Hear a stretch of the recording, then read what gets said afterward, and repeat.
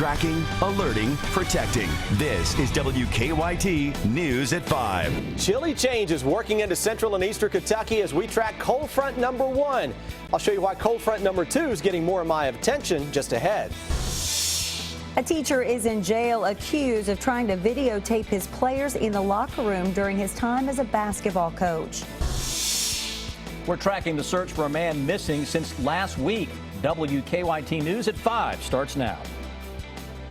We can hear it here on Winchester Road. We have showers and storms moving through right now. Yeah, it is the beginning of many changes in the weather this week. We begin with WKYT Chief Meteorologist Chris Bailey tracking it all for us on the First Alert Defender. How about it, Chris? Yeah, guys, the rain's hitting just in time for that drive home for a lot of us across the Bluegrass region. Busiest travel time of the day, and it is really coming down into some areas, and that is the leading edge of some chillier air that is on top of the region. Now, here's live First Alert Defender scanning the skies, picking up on a line of showers and thunderstorms. More gusty rains than thunder and lightning until we get toward Lake Cumberland. That extends from northwest of Flemingsburg, Carlisle through Paris and into the downtown Lexington area. So Nicholas County into the Bourbon County area. Rain really coming on down. Now, depending on where you are in Lexington, you're trying to dry it out to the west, and we still have the heavy rain near Hamburg Pavilion as of right now. This is what it looks like on our live sky cam over top of Hamburg Pavilion. Give it about 5 more minutes and the rains will be tapering off here on the east side of town. That extends down toward Tates Creek High School, Fayette Mall area here along Nicholasville Road. Speaking of Nicholasville, we've got some rain falling here across most of Jessamine County back into Danville. That will take aim at Richmond and Berea here in about 30 minutes or so. Thunder and lightning right on top of Lake Cumberland, Russell Springs area. That'll head into Wayne County, parts of Pulaski County here in the next little bit. That's all part of a cold front that is separating chilly air from the summer-like stuff we've had over the past couple of days. But as I mentioned, it's the second cold front that arrives on Halloween that is getting my attention. Guys, that may bring an honest-to-goodness round of winter weather to parts of central and eastern Kentucky. We'll track it in here just ahead. We are tracking a breaking news alert right now out of Harlan County. A teacher and former coach has been arrested, accused of trying to videotape girls in the locker room.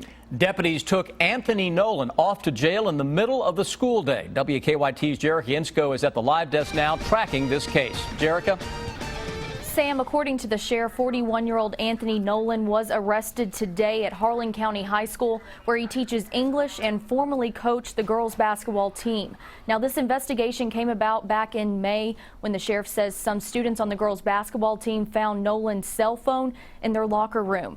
The sheriff tells me that Nolan was attempting to videotape his female players with his cell phone. Yesterday, a grand jury indicted him on 4 charges, including 2 counts of criminal attempt to promote a minor under 16 in a sex performance and 2 counts of criminal attempt to promote a sexual performance by a minor under 18. Now, the sheriff says those are preliminary charges, adding that Nolan could face more as the investigation continues. Now, the sheriff tells me that Nolan has coached high school girls basketball in Harlan County for about 20 years until May of this year. At the live desk, Jerica Insko, WKYT. Anthony Nolan is booked in the Harlan County Detention Center with a $75,000 full cash bond.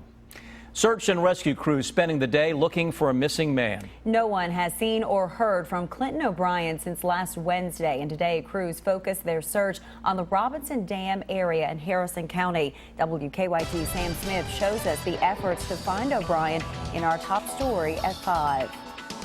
Harrison County search crews spent the day here at Robinson Dam looking for Clinton O'Brien.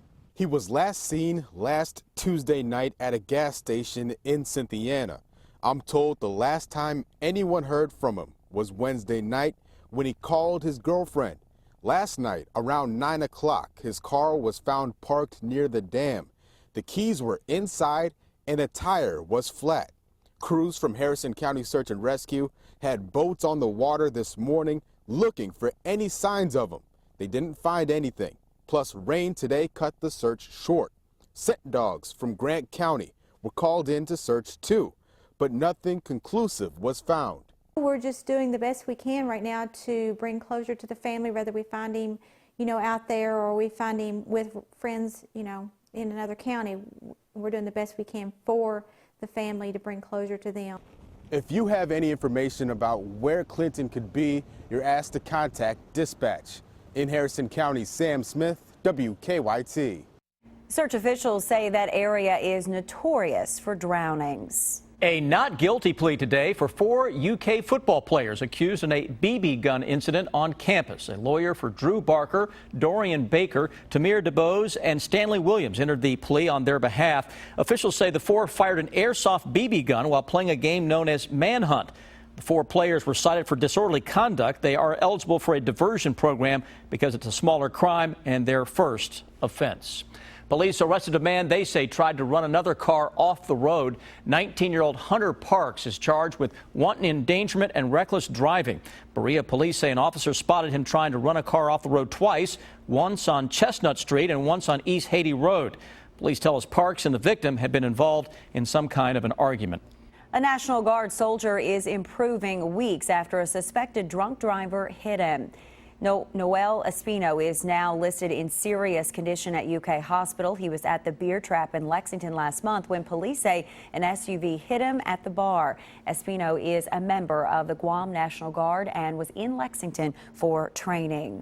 A nurse who contracted Ebola after treating the first patient to die from it in the U.S. is out of the hospital. Meanwhile, the Centers for Disease Control have updated their guidelines for healthcare workers. Returning from West Africa, Craig Boswell has the latest now from Washington. Amber Vinson received a round of applause as she left Emory University Hospital in Atlanta today. While this is a day for celebration and gratitude, I ask that we not lose focus on the thousands of families who continue to labor under the burden of this disease in West Africa. The Dallas nurse is now Ebola-free. She caught the virus treating Thomas Duncan of Liberia, who died earlier this month. And the nurse quarantined in New Jersey is now back in Maine. Local officials want Casey Hickox to avoid going out until the 21-day incubation period is up. Her lawyer is trying to convince them that a day or two of quarantine is enough. The CDC has now updated its Ebola guidelines on healthcare workers returning from West Africa, classifying them into 4 categories. Workers who treated patients using personal protective equipment pose some risk, while those who had direct contact with bodily fluids are considered high risk. Officials will monitor for signs of infection, and there will be restrictions about going out and taking transportation.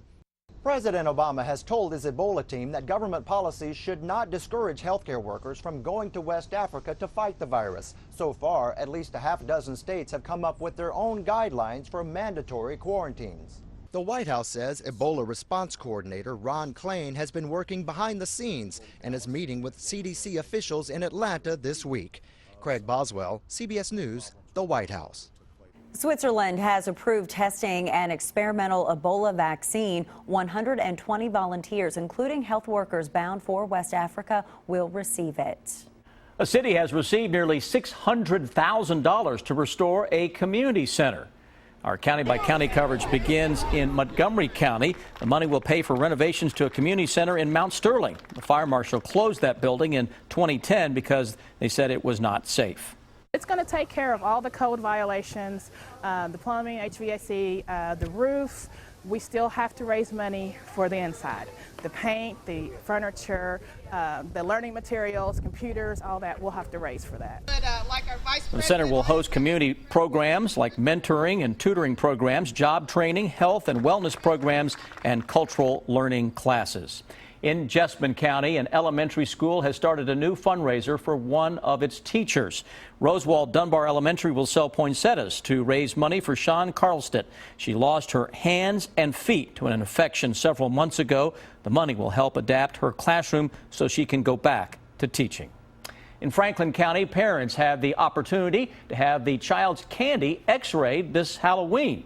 Trick or treat will be held Friday from 6 to 8. The courthouse will be open from 6 p.m. to 9:30 or 10 for parents who want to have their child's candy checked out. Sheriff Pat Melton is encouraging parents to take advantage of it. You know, unfortunately, in today's times, we have to be cautious of everything and everybody. What a great opportunity to make sure that your children are safe and that the candy that they are getting. Sheriff Melton says deputies will also be out in the neighborhoods passing out candy and making sure everyone stays safe on Halloween.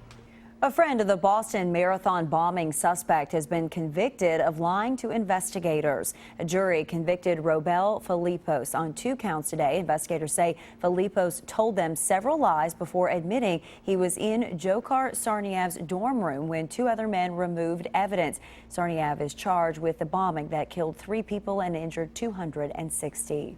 The government is suing AT&T over allegations it misled millions of smartphone customers about its unlimited data plans. The Federal Trade Commission says AT&T did not properly notify customers it would reduce data speeds if they went over a certain amount of data use in a billing cycle. According to the complaint, 3.5 million customers were affected. One store plans to start Black Friday deals on Black Friday, while many stores have announced plans to open early on Thanksgiving. Costco says it will stay closed until Friday. The company spokesman says workers deserve the opportunity to spend Thanksgiving with their families. Halloween is just days away. Do you have your costume? No, but me either. Your ghoulish look might need the perfect accessory like decorative contact lenses. But tonight, a warning if you are thinking of including them with your costume. It is against the law to sell them without a prescription. Tonight, why Kentucky eye doctors say if purchased illegally, it could pose a safety risk to your eyes. Halloween, it's a night when all sorts of ghosts and goblins come out, many trying to be scarier than the next. From cat eyes to just plain weird, decorative contact lenses may be a spooky accessory you think you need, but the lenses can be dangerous, something Laura Butler learned firsthand. It felt like I had been cut with something very sharp. Butler was blinded while driving. She had turned her brown eyes blue with the use of colored contact lenses she bought at a novelty shop and without a prescription. One of those lenses sliced Laura's cornea, causing a viral infection in her left eye. The doctor ultimately told me the result of that kind of injury could be permanent vision loss. Dr. Lauren Ludholtz of Lexington is warning people who might still be tempted to buy them. Contacts are a medical device, so it's very important that they are fit properly to your eyes. Since 2005, the federal government has banned the sale of decorative lenses without a prescription, but some of the lenses are still sold illegally on the internet and at other retailers. They can have a lot of really bad side effects, such as if they're not fit properly, anything from a mild redness or just dryness and eye irritation to a scratch or an abrasion on the eye to anything as serious as a bacterial infection that could lead to blindness. If you still want to be scary this Halloween, Dr. Ludholtz says you still can. Any eye doctor that you go and see can do a regular exam and then they'll fit you for contact lenses as well. This patient did, and now she has her own pair of freaky eyes. The lenses are properly fitted for her, meaning only trick-or-treating, no trips to the emergency room this Halloween. Those are scary. Well, doctors say it is important to have an eye examination if you are thinking about any type of contacts, just to make sure that you are a good candidate.